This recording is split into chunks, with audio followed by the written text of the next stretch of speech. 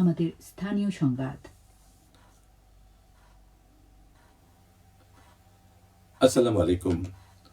বাংলাদেশ বেতার সিলেট সংবাদ পড়ছি আমিনুল ইসলাম। আজ পবিত্র শবে বরাত।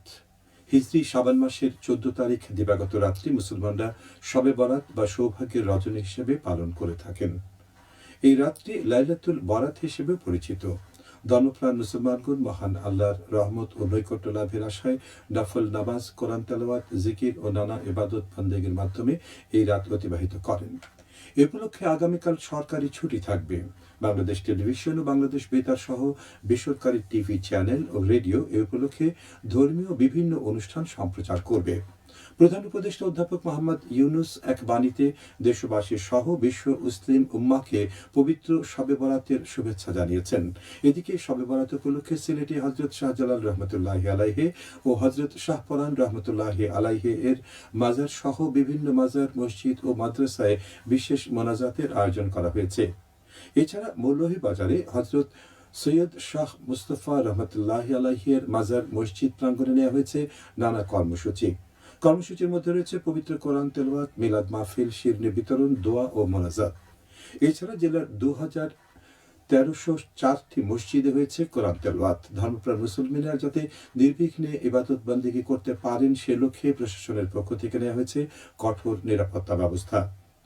জেলা ইসলামিক ফাউন্ডেশন কার্যালয় প্রাঙ্গণে এশার নামাজের পর ওয়াজ, গজল, দোয়া, মোনাজাত ও মিলাদ মাহফিলের আয়োজন করা হয়েছে। জেলার অন্যান্য উপজেলায়ও অনুরূপ কর্মসূচির মধ্য দিয়ে যথাযোগ্য মর্যাদা ও ধর্মীয় ভাব গাম্ভীর্যের মধ্য দিয়ে মহিমান্বিত রাতটি পালন করা হবে। আসন্ন ত্রয়োদশ জাতীয় সংসদ নির্বাচন ও গণভোটে ভোট দিতে পোস্টাল ভোট বেডি অ্যাপে প্রবাসী নিবন্ধনকারীদের মধ্যে 2,97,350টি ব্যালট বাংলাদেশে এসে পৌঁছেছে। প্রবাসী ভোটার নিবন্ধন বিষয়ক ওসিভি এসডিআই প্রকল্পের টিম লিডার সালিম আহমেদ খান আজ এই তথ্য প্রকাশ করেন।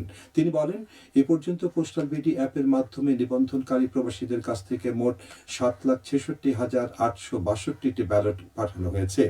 এর মধ্যে 5,24,080 জন প্রবাসী তাদের ব্যালট গ্রহণ করেছেন এবং 4,67,707 জন ইতিমধ্যেই ভোটদান সম্পন্ন করেছেন।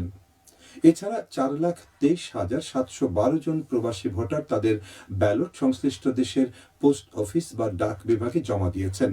এর মধ্যে 6,042টি ব্যালট ইতিমধ্যেই রিটার্নিং কর্মকর্তারা বুঝে পেয়েছেন। বিদেশের পাশাপাশি দেশে অবস্থানরত ভোটারদের কাছেও পোস্টাল ব্যালট পাঠানো শুরু করেছে নির্বাচন কমিশন। এ পর্যন্ত দেশের অভ্যন্তরে 6,46,507 জন নিবন্ধিত ভোটারের ঠিকানায় ব্যালট পাঠানো হয়েছে। ইসির সর্বশেষ তথ্য অনুযায়ী দেশের ভেতরে 1,25,668 জন ভোটার তাদের ব্যালট গ্রহণ করেছেন। এর মধ্যে 96,632 জন ভোট দিয়েছেন এবং 70,810 জন তাদের ব্যালট পোস্ট অফিস বা ডাক বাক্সে জমা দিয়েছেন। রিটার্নিং কর্মকর্তারা এখনো পর্যন্ত 3,655টি ব্যালট গ্রহণ করেছেন। বাংলাদেশ আনসার ও গ্রাম প্রতিরক্ষা বাহিনীর অতিরিক্ত মহাপরিচালক ব্রিগেডিয়ার জেনারেল মামুনুর রশিদ বলেছেন, ত্রয়োদশ জাতীয় নির্বাচন ও গণভোট সুষ্ঠু শান্তিপূর্ণভাবে সম্পন্ন করতে আনসার ও গ্রাম প্রতিরক্ষা বাহিনীর ভূমিকা অত্যন্ত গুরুত্বপূর্ণ। তিনি আজ দুপুরে মৌলভীবাজার এম সাইফুর রহমান স্টেডিয়াম মাঠে জেলা আনসার ও গ্রাম প্রতিরক্ষা অধিদপ্তরের আয়োজনে আনসার ও গ্রাম প্রতিরক্ষা বাহিনীর নির্বাচনী প্রস্তুতিমূলক সমাবেশে প্রধান অতিথির বক্তব্যে একথা বলেন। এই সময় তিনি জানান, নির্বাচনে জেলার 4টি আসনের 554টি ভোট কেন্দ্রে প্রায় 7,500 আনসার ও গ্রাম প্রতিরক্ষা বাহিনীর সদস্য মোতায়েন থাকবে।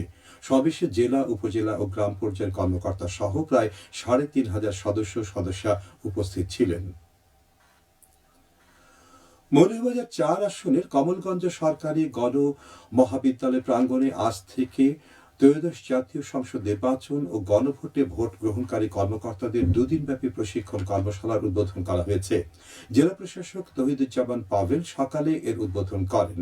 এই সময় জেলা প্রশাসক নির্বাচনে ভোটার ও ভোট গ্রহণকারী কর্মকর্তাদের নিরাপত্তা নিয়ে কোনো শঙ্কা নেই জানিয়ে প্রশিক্ষণার্থীদের বলেন, আপনারা সাহস ও মনোবল নিয়ে সততা ও নিষ্ঠার সাথে দায়িত্ব পালন করবেন।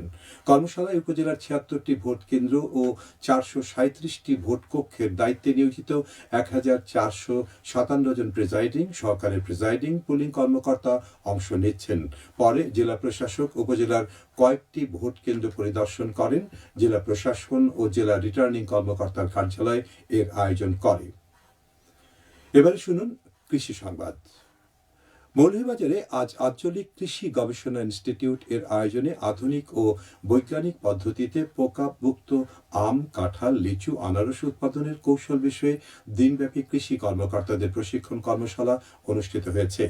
সকালে জেলা আঞ্চলিক কৃষি গবেষণা ইনস্টিটিউটের সভাকক্ষে এই কর্মশালা অনুষ্ঠিত হয়। ইনস্টিটিউটের মুখ্য বৈজ্ঞানিক কর্মকর্তা ডক্টর মাহমুদুল ইসলাম নজরুল এতে প্রধান অতিথি হিসেবে উপস্থিত ছিলেন। এতে জেলা ও উপজেলা পর্যায়ে কৃষি সম্প্রসারণ কর্মকর্তা, মাঠ কর্মী, সুপারভাইজার সহ 53 জন ব্যক্তি অংশ নেন। এই সময় প্রধান অতিথি বলেন, প্রতি বছর গ্রীষ্ম মৌসুমে জেলার প্রায় 577 মেট্রিক টন ফসল পোকার কারণে বিনষ্ট হয়। তাই গাছে মুকুল আসার সাথে সাথে এইসব কৌশল অবলম্বন করে মিশ্র ফল, লিচু ও আনারসের বাগানের খামারি, কর্মচারী, চা শ্রমিক ও চাষি পর্যায়ে ব্যাপক সচেতনতা সৃষ্টি করতে হবে। সবশেষে আবহাওয়া। আজ রাত 1টা পর্যন্ত পূর্বাভাসে বলা হয়েছে, সিলেট সহ পার্শ্ববর্তী এলাকায় আজ কোনো সতর্কবাণী নেই এবং কোনো সংকেত দেখাতে হবে না। আজ সিলেটে সূর্যোদয় হয়েছে 6টা 34 মিনিটে এবং অস্ত যাবে 5টা 38 মিনিটে।